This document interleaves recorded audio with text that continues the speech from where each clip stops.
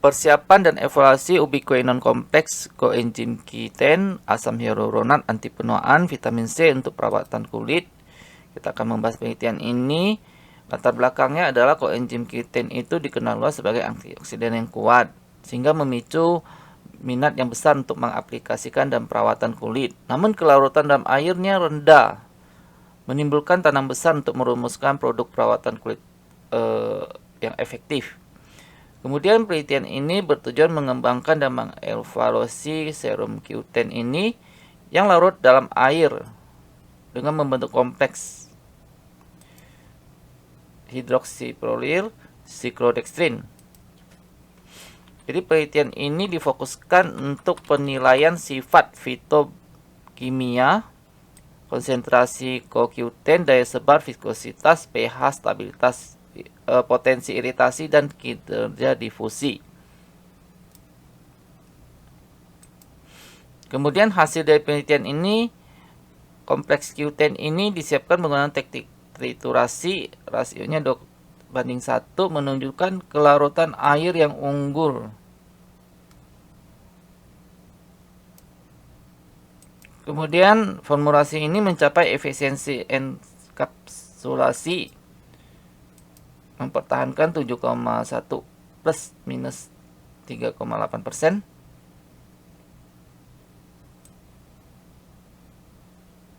Kemudian uji difusi ini mengungkapkan peningkatan kelarutan yang signifikan terhadap CoQ10 yang kompleks ini secara efektif mengatasi penghalang kelarutan.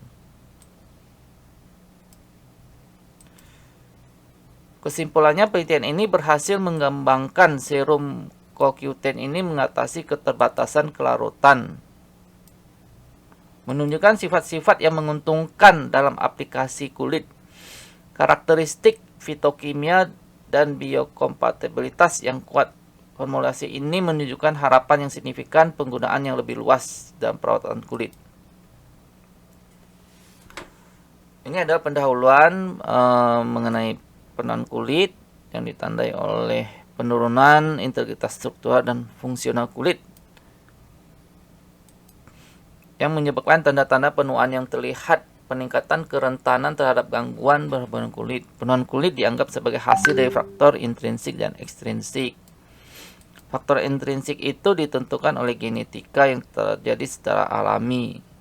Kemudian faktor ekstrinsik itu adalah konsekuensi dari faktor lingkungan yang mempercepat proses penuaan. Kemudian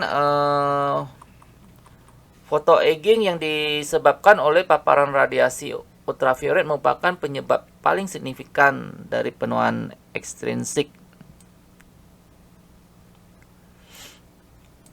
Namun berbagai faktor termasuk gizi buruk, kurang tidur, stres, merokok merupakan kontributor utama. Ini karena pola hidup ya. Karakteristik utama penuaan kulit dapat dikategorikan menjadi beberapa area utama: kerutan dan garis halus, tanda penuaan yang paling sering tidak terlihat. Seringnya bertambah usia, serat kolagen yang membentukkan kerutan dan garis-garis halus. Kemudian kulit kering merupakan gejala penuaan kulit yang terjadi berkurangan produk serum, berkurangnya kemampuan mempertahankan kelembapan, dan mengakibatkan tekstur yang kasar dan bersisik. Hilangnya elastisitas ada ciri penuaan kulit yang mengakibatkan kulit kendur. Bintik penuaan hiperpigmentasi juga menjadi umum, sering bertambahnya usia karena paparan sinar matahari, proses penuaan alami yang mengakibatkan produk melaninnya berlebih, yang menyebabkan bintik-bintik penuaan karena hiperpigmentasi. Sirkulasi darah menurun. Faktor lain kontribusi terhadap penuaan kulit: berkurangnya aliran kulit yang menyebabkan kulit pucat dan kusam.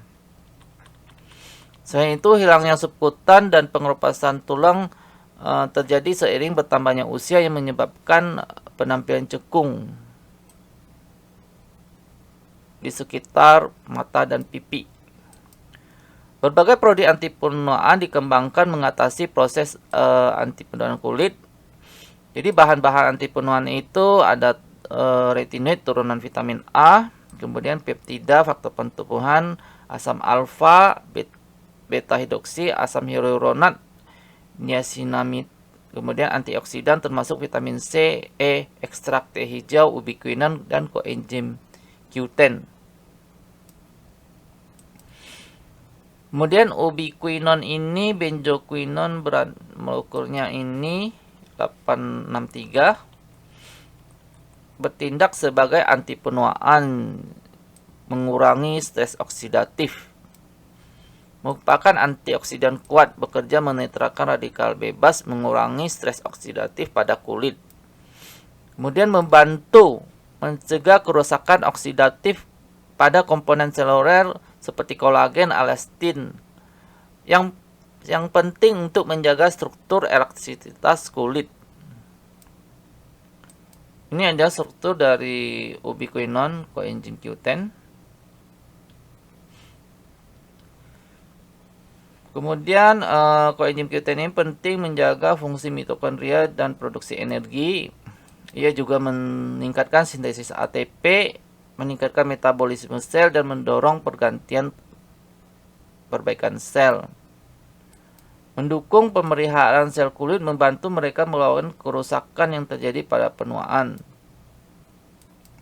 Selain itu, ia memiliki efek antiinflamasi, fotoproteksi, menangkal peradangan dan cahaya. Semua fungsi ini membantu mempertahankan awet muda, mengurangi kerutan, melawan tanda-tanda penuaan yang disebabkan oleh faktor lingkungan dan faktor intrinsik. Kemudian vitamin C merupakan mikronutrien yang penting dan yang larut dalam air. Sangat penting untuk berbagai proses biologis, terutama kesehatan kulit. Karena manusia tidak dapat mensintesis vitamin C, vitamin ini harus diperoleh melalui makanan dan suplemen. Salah satu fungsi utama dari vitamin C ini adalah sintesis kolagen yang penting untuk elastisitas, kekuatan, dan struktur kulit. Vitamin C ini memfasilitasi hidroksiprolisin dan membantu pembentukan kolagen yang tepat, yang sangat penting untuk pemulihan kulit dan melawan penuaan. Sebagai antioksidan kuat, vitamin C ini menetralkan radikal bebas, mencegah kerusakan sel, kerusakan endogen, dan degradasi elastin.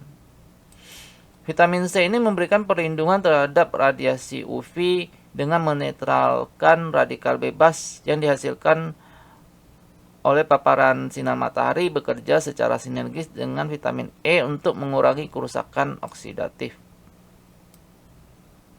Keterlibatan dan penyembuhan luka mulai sintesis kolagen, pengaturan kekebalan tubuh semakin penting, menggarisbawahi pentingnya vitamin C. Aplikasi topikal vitamin C dalam serum ini meningkatkan konsentrasi serum kulit, mendorong produksi kolagen, dan mengurangi tanda-tanda penuaan, sehingga vitamin C ini menjadi bahan utama dalam perawatan kulit. Molekul utama yang terlibat dalam menjaga kelembapan kulit dianggap sebagai hidroron dan asam hyaluronat, yang dikenal karena kemampuannya yang luar biasa untuk mengikat dan mempertahankan molekul air. H ini tidak hanya berkontribusi dalam integritas struktural kulit, tetapi memainkan peranan penting dalam menjaga hidrasi kulit. H adalah polisakarida yang panjang tidak bercabang.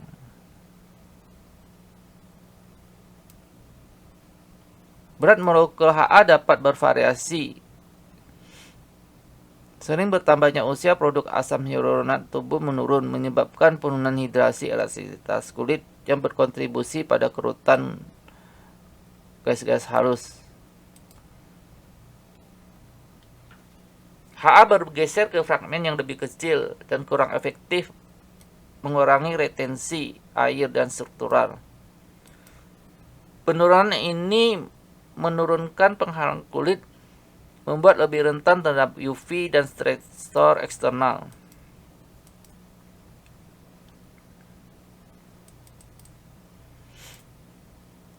Kemudian HA ini umumnya digunakan dalam perawatan kulit anti penuaan termasuk serum dan krim untuk mengembalikan hidrasi.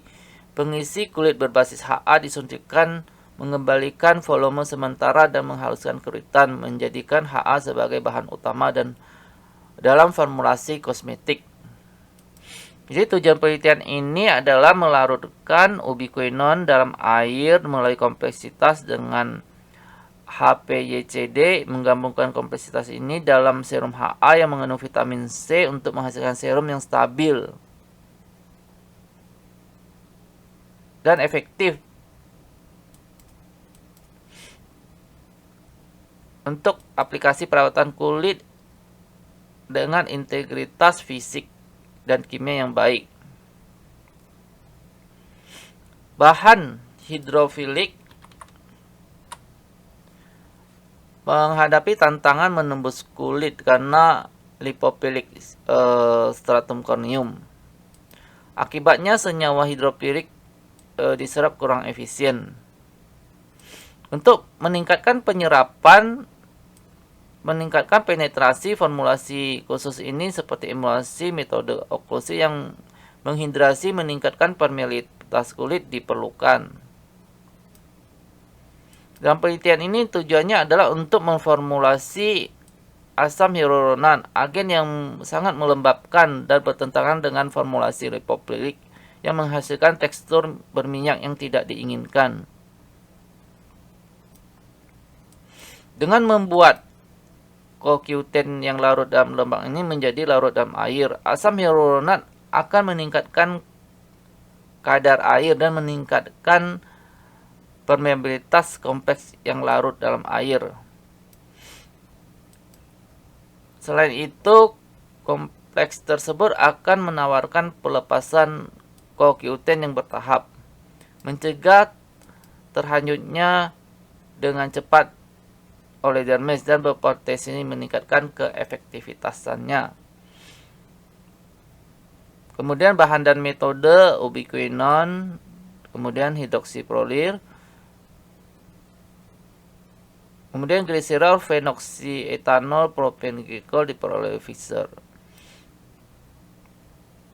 Kemudian ada ekstra lidah buaya, ada vitamin C, ada gliserol stearat, ada trigisida, ada ekstrak teh hijau, ada asam hyaluronat, ada natrium benzoat, kemudian ada pelarut dan bahan organik lainnya. Kemudian hewan coba itu tikus wistar jantan yang sehat.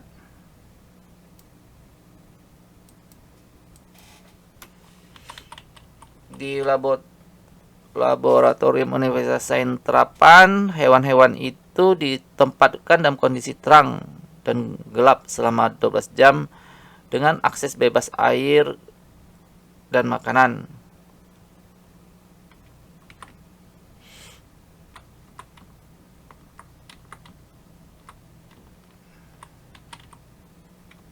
Kemudian untuk metodenya,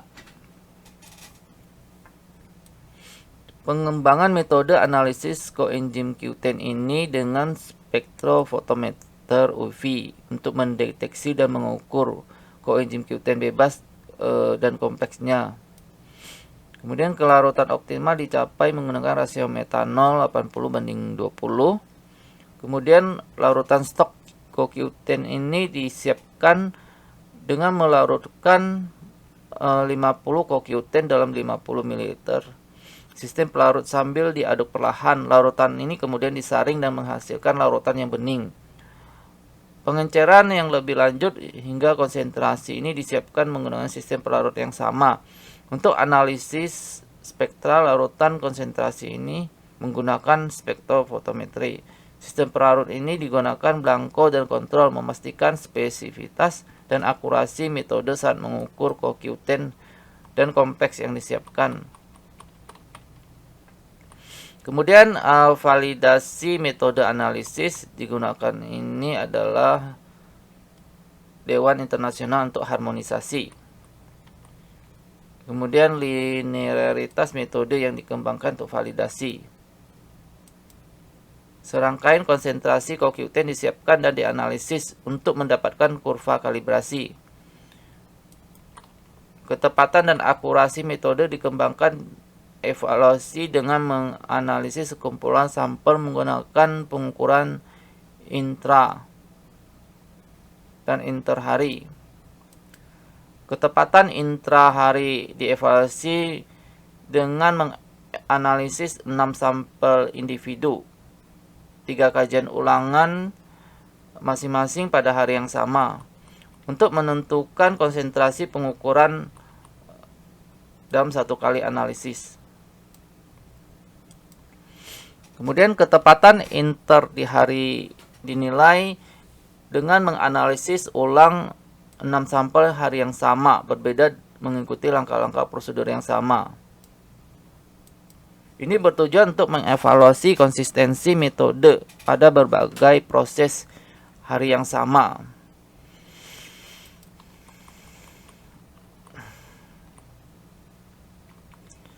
Berdasarkan pedoman ICH, koefisiensi yang dapat diterima adalah variasi CV harus di bawah 2, yang merupakan ambang batas yang digunakan pada penelitian ini. Akurasi ditetapkan menggunakan konsentrasi sampel. Kemudian uji pemulihan sebanyak 0,5 gram serum CoQ10 ini dilarutkan dalam metanol lalu dikocok dengan kuat, memastikan pelarutan CoQ10 ini yang lengkap. Setelah diaduk, dicampur sari, memastikan penghilangan bahan yang tidak larut. Vitat yang kemudian diencelkan menggunakan pelarut metanol air untuk analisis spektrofometri. Spesifisitas dan selektivitas metode analisis dikembangkan evaluasi menggunakan serum placebo yang melibatkan pemindahan placebo pada YMX. Telah ditentukan sebelumnya menilai apakah absorpsi latar belakang diamati pada panjang gelombang ini yang berpotensi mengindikasikan gangguan pada selain CoQ10 ini. Serum placebo uji menggunakan pengencairan seri dengan sistem pelarut metanol. Absorpsi pada YMX ini setiap pengencairan dicatat dan dianalisis. Prosedur ini memungkinkan menentukan apakah metode yang dikembangkan spesifik CoQ10. Selain itu, pemindahan spektra penuh pada 200-400 nanometer dilakukan pada serum placebo. Pemindahan rentang ruas ini memberikan profil spektral komprehensif yang dibandingkan dengan koenzim Q10 untuk lebih menegaskan selektivitas metode tersebut.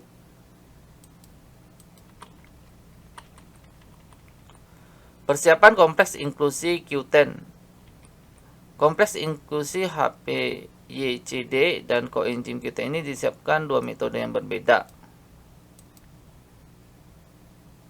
Setiap metode dilakukan pada rasio molar HPYCD terhadap koenzim Q10 yang berbeda yang ditunjukkan pada tabel 1. Kemudian proses pengadukan dimulai menimbang 500 sampai 100 HPYCD, ditimbang, dimasukkan dalam lumpang, dicampur dengan air.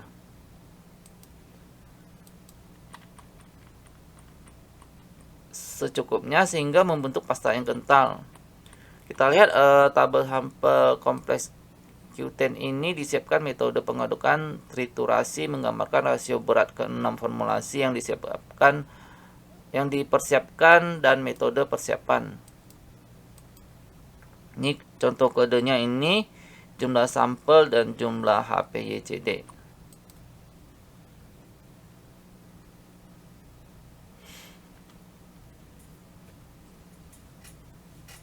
Jadi koenzim Q10 ini dimasukkan dalam pasta, hasilnya adalah rasio molar HCP terhadap koenzim Q10 ini adalah 1:1. Campuran ini kemudian diremas manual mempertahankan arah konsistensi. Kemudian campuran ini diremas kemudian secara manual mempertahankan arah dan konsistensi selama 1 jam. Langkah ini memastikan pencampuran koenzim Q10 ini yang homogen ke dalam pasta. Setelah pengadukan, sejumlah air tambahan ditambahkan untuk mempertahankan konsistensi pasta. Pasta kemudian dibiarkan mengering pada suhu terkontrol 37-40 selama 2-4 jam. Kemudian setelah fase pengeringan selesai, campuran yang sudah dikeringkan dihancurkan lembut menggunakan lumpang dan alu untuk mendapatkan bubuk halus. Campuran yang dihancurkan kemudian diayak melalui saringan kasak untuk memastikan ukuran partikel yang seragam. Kompleks inklusi yang dihasilkan disimpan dalam wadah tertutup mencegah kontaminasi dan degradasi.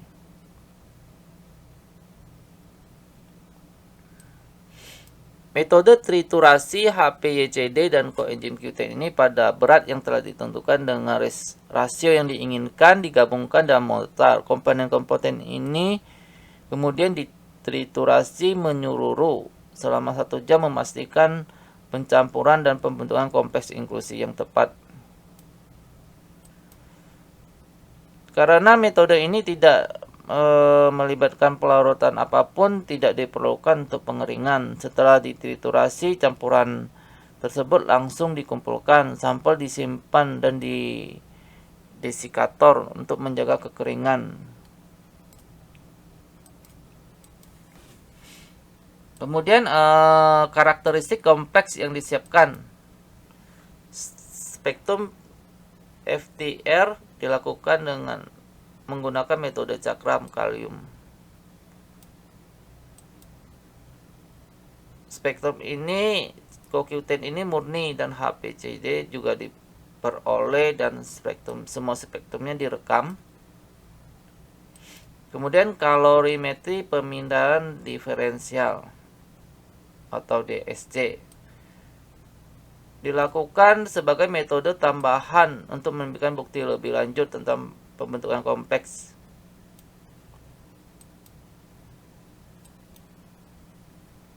Kemudian kelarutan kompleks dalam air.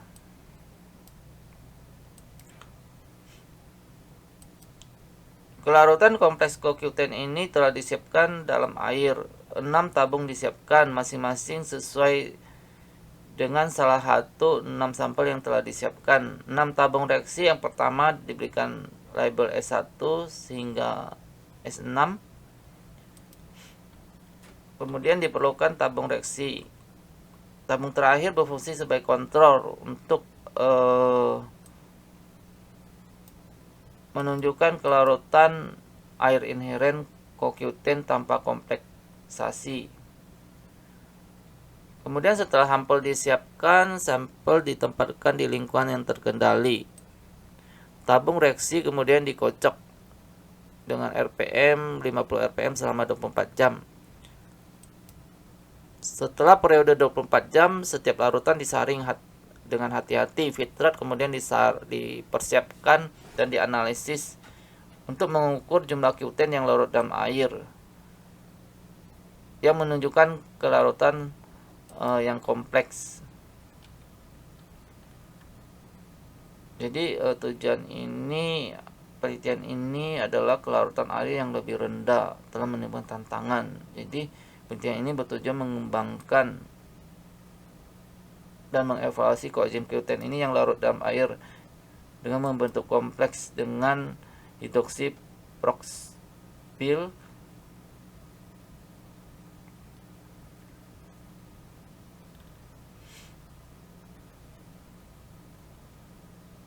Kemudian penentuan kandungan obat, kuantifikasi kandungan koenzim Q10 ini disiapkan sangat penting.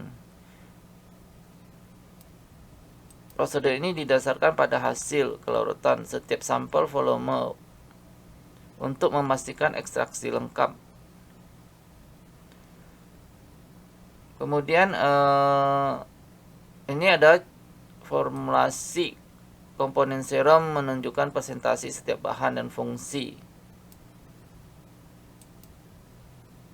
Bahan-bahannya ini air deionisasi, gliserin, propilin glikol, gum, dinatrium ekta, gliserol stearat, gisida, ekstrak teh hijau, asam hyaluronat, kompleks Q10, asam sitrat, vitamin C, natrium benzoat, fenoksietanol. Ini fungsinya. Ini bahan-bahan yang diformulasi dalam serum itu. Kemudian stabilitas kompleks kering. Dievaluasi kira-kira selama 4 bulan.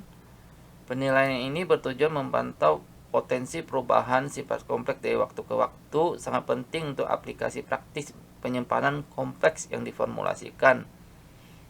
Tujuannya adalah 1 gram kompleks yang dipilih berdasarkan kelarutan superior, karakteristik pemuatan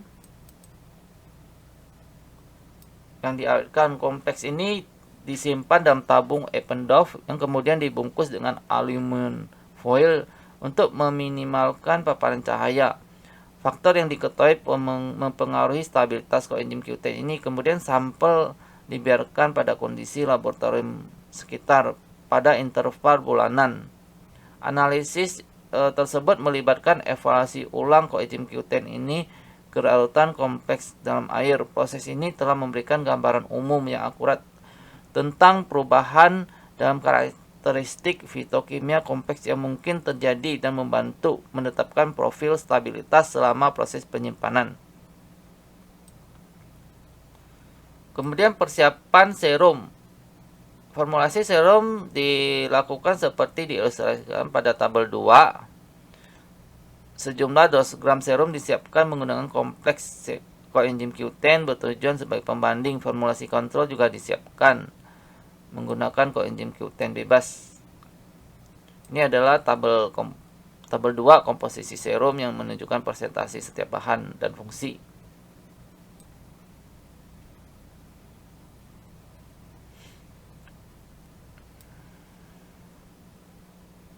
Kemudian proses penyiapan setiap serum dilakukan secara sistematik dan terkendali melalui 3 fase. Pendekatan ini melibatkan fase awal 2 fase, fase 1 dan fase A dan B. Kemudian digabungkan membentuk emulsi fase C. Pada fase A, semua bahan diperlukan formulasi ditambahkan ke dalam air. Campuran ini kemudian dipanaskan. Kemudian fase B ini disiapkan secara bersamaan dan wadah yang terpisah. Ini melibatkan pencampuran semua fase B untuk memastikan pencampuran pemanasan secara menyeluruh.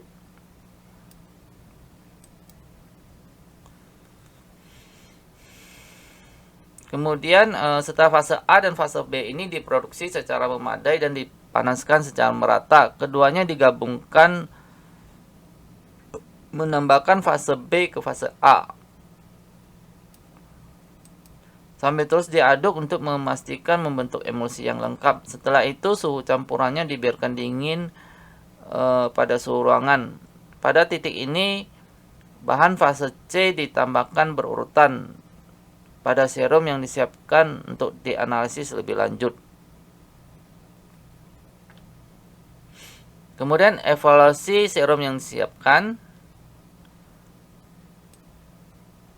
Untuk menilai kualitas karakteristik setiap serum, penentuan kandungan koenzim Q10 ini di serum ditentukan metode ekstraksi yang dipadukan dengan analisis spektrofometri. Secara khusus, serum yang sebanyak 1 gram ini ditempatkan dalam labu berbentuk kerucut ditambahkan 10 ml metanol. Campuran tersebut dikocok dengan kuat.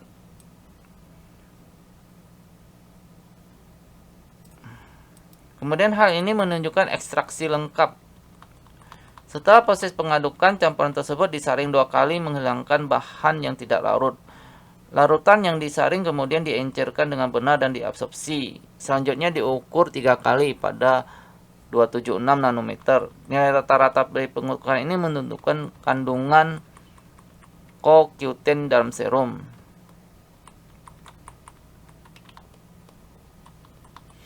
Viskositas. Rheometer fisika MCR ini digunakan mempelajari perilaku reologi serum yang telah disiapkan. Semua pengukuran dilakukan pada suhu menggunakan spindle. Volume sampel serum sebanyak dimasukkan antara silinder konsentrasi reometer. Volume ini memastikan keakuratan pengukuran.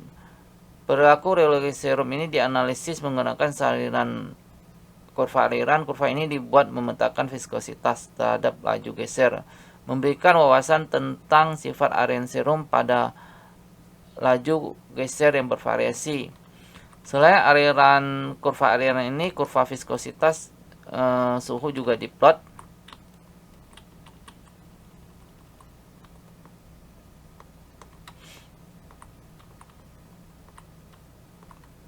Kemudian pH serum ini suatu produk perawatan kulit sangat mempengaruhi kompatibilitas kulit dan stabilitasnya. Kulit manusia memiliki pH yang sedikit asam. Untuk memastikan kompatibilitas optimal dengan kulit, meminimalkan potensi iritasi, disarankan menggunakan pH produk perawatan kulit topikal yang juga sedikit asam. Untuk pengukuran pH, sejumlah kecil serum ditempatkan dalam gelas kimia yang bersih dan kering. Elektroda pH meter ini dikalibrasi dan dicelupkan dengan hati-hati dalam sampel. Dipastikan elektroda terendam seluruh dan tidak menyentuh dalam gelas kimia. Kemudian hasil pembacaan pH dicatat. Kemudian uji ini dilakukan menurut Sabali, dan percobaan ini beratnya 1 gram serum telah disiapkan disebarkan ke lingkungan yang telah diberi tanda dengan diameter 2 cm pada plat kaca.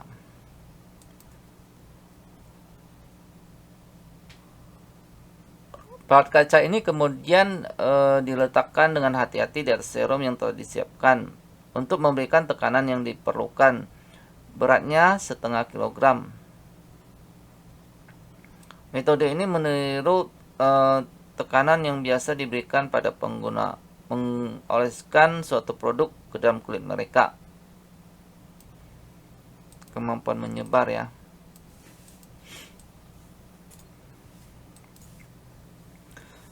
Setelah waktu berlalu, beratnya diangkat dan diameter baru dalam serum telah diukur. Daya sebar serum berbanding lurus dengan peningkatan diameter yang menunjukkan seberapa baik serum menyebar di bawah sejumlah tekanan tertentu.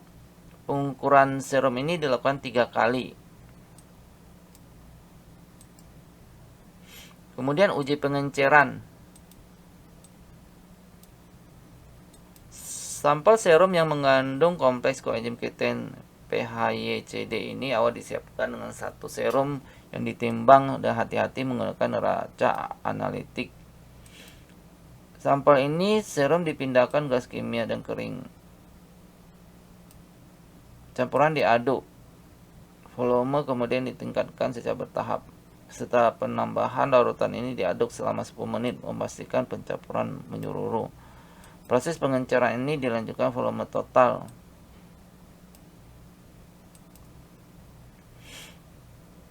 Setiap proses pengenceran, larutan ini diamati untuk melihat tanda-tanda pemisahan fase atau sedimentasi, presipitasi. Kemudian pelepasan dan difusi obat. Untuk memprediksi kemanjuran serum yang disiapkan, formulasi tersebut dikenalkan studi difusi in vitro yang bertujuan meniru kinerja produk setelah diaplikasikan ke manusia. Kemudian kompartemen penerima sel difusi ini diisi dengan 12 ml serum kemudian difusi.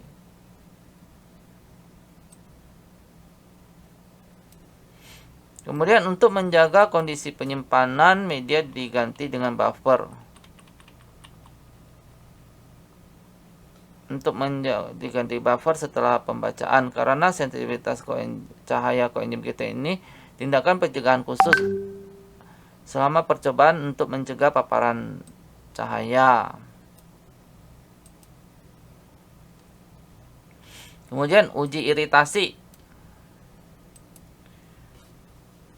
dilakukan pada 2 tikus Wistar jantan yang sehat, masing-masing beratnya 250 plus minus 15 gram. Setiap tikus diberi perlakuan yang berbeda. Tikus nomor 1 digunakan kontrol yang negatif dan tidak menerima perlakuan apapun. Tikus 2 diberi perlakuan dengan formula coenzim Q10 ini.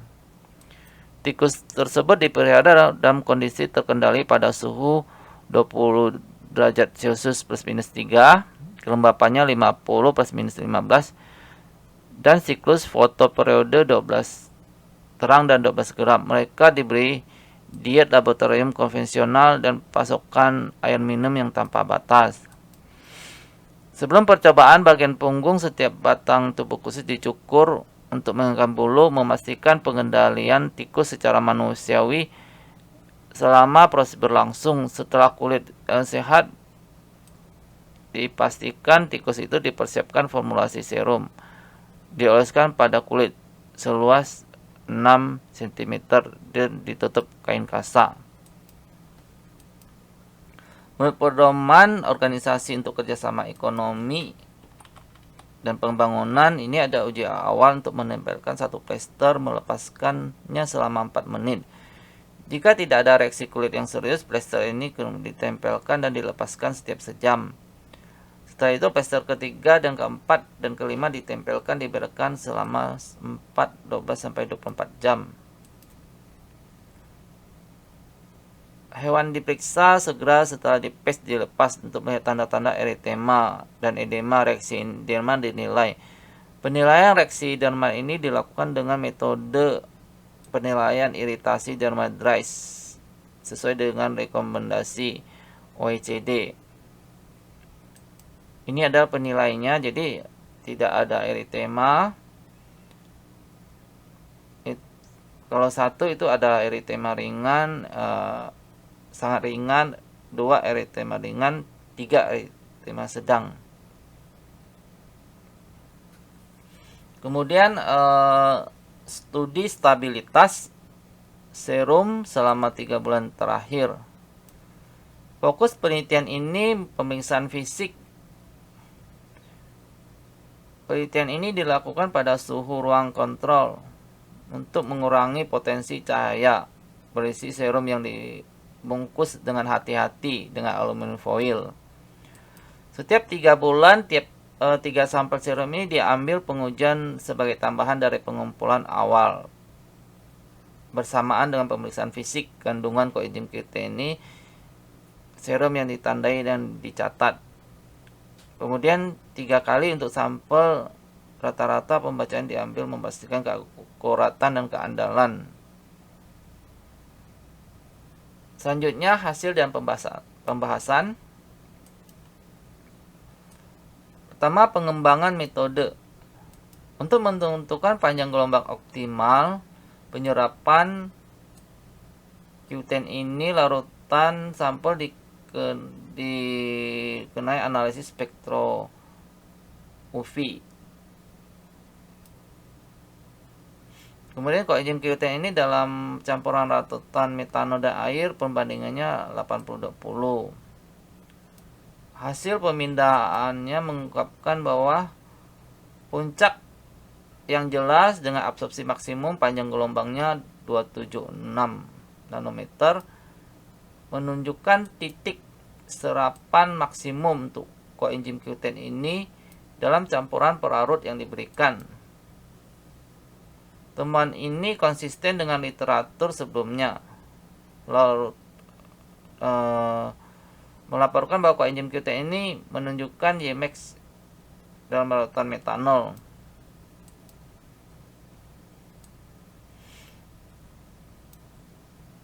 Demikian pula menyampaikan bahwa sistem pelarut metanol ini, coenzim Q10 ini terletak 276 nanometer, memanfaatkan 276 nanometer untuk menentukan kuantifikasi coenzim Q10 ini dalam suplemen makanan. Kemudian validasi dan metode. Untuk memastikan linearitas hubungan absorpsi dan konsentrasi dalam sistem perlarut metanol dan air, serangkaian larutan dengan berbagai konsentrasi disiapkan dan dianalisis. Untuk kolerasi linear yang kuat direkomendasi minimal 6 titik konsentrasi. Studi ini meliputi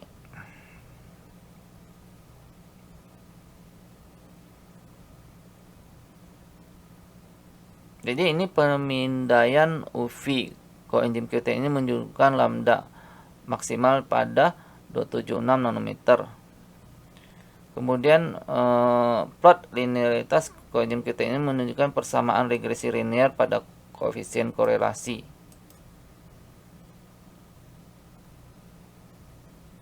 Tentang konsentrasi 100 sampai 1000 diabsorpsi pada 276 nanometer diukur dengan linearitas yang ditetapkan. Koefisiensi R2 ini menunjukkan linearitas dihitung sebesar 0,9 sekian, menunjukkan hubungan linearitas yang sangat kuat antara absorpsi dan konsentrasi koenzim Q10 dalam rentang yang diuji. Koefisiensi korelasi ini mendekati 1, menunjukkan korelasi linear yang hampir sempurna dan dinilai diamati mengkonfirmasi sesuai metode spektroskopi UV untuk mengukur koenzim Q10 ini dalam rentang konsentrasi yang ditentukan. Representasi grafis dari hubungan linear konsentrasi terhadap absorpsi ini ditunjukkan pada gambar 3. Untuk semua pengujian berkaitan dengan koenzim Q10 ini, pengenceran menghasilkan konsentrasi kisaran ini. Pendekatan ini memastikan bahwa pencapaian ini berhubungan dengan linear konsentrasi sehingga menjamin presisi yang akurat.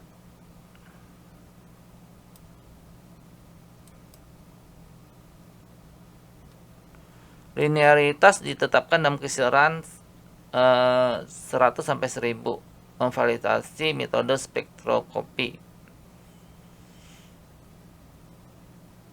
Kemudian gambar 4 ini, spektrum ini menunjukkan puncak khas, menunjukkan pergeseran yang tersembunyi sedikit sebagai indikasi interaksi kulit. Spektrum FTIR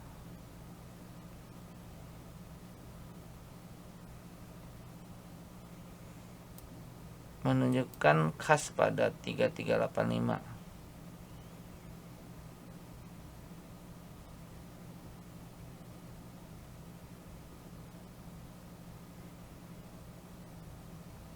Kemudian semua pengukuran dilakukan selama 2 hari berturut-turut menilai presisi intrahari kuantifikasi.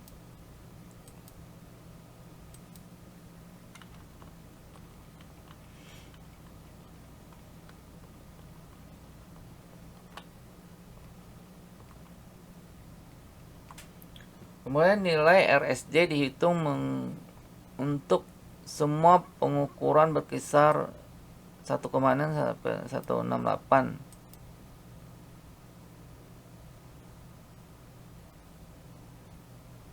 Kemudian khusus pedoman ICH menetapkan kisaran akurasi yang diterima baik, memastikan spesifikasi. Serum placebo ini pada rasio pengenceran. Namun pengenceran ini lebih lanjut serum placebo rasio.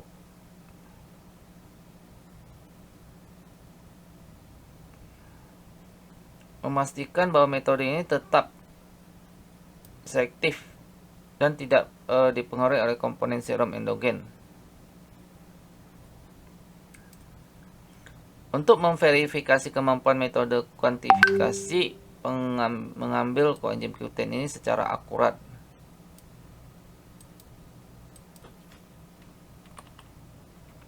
Larutan kemudian diencerkan pada rasio 1,1 absorpsi ekstrak disaring.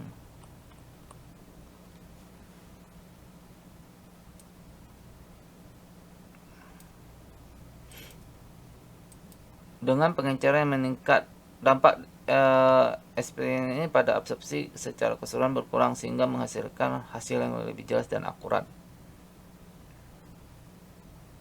Kemudian kuantifikasi lebih jauh ketika sampel mengandung 1 gram serum dilarutkan dalam 20 gram metanol. Pemilihan rata-rata yang sangat tinggi yaitu 120. Pemulihan yang lebih tinggi disebabkan karena ada absorbansi tambahan yang diberikan eksipien yang ada dalam serum. Dengan mempertimbangkan pengamatan ini menjadi kelas memiliki efek pengganggu eksipien.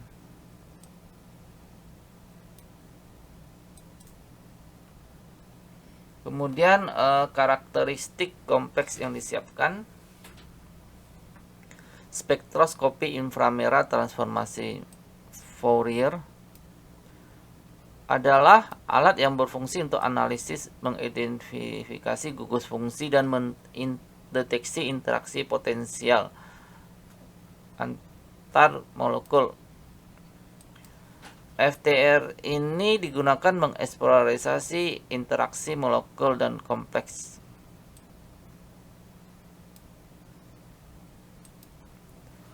Sesuai dengan peregangan OH mengikat COQT ini, quinon ini dapat dikaitkan dengan peregangan CH.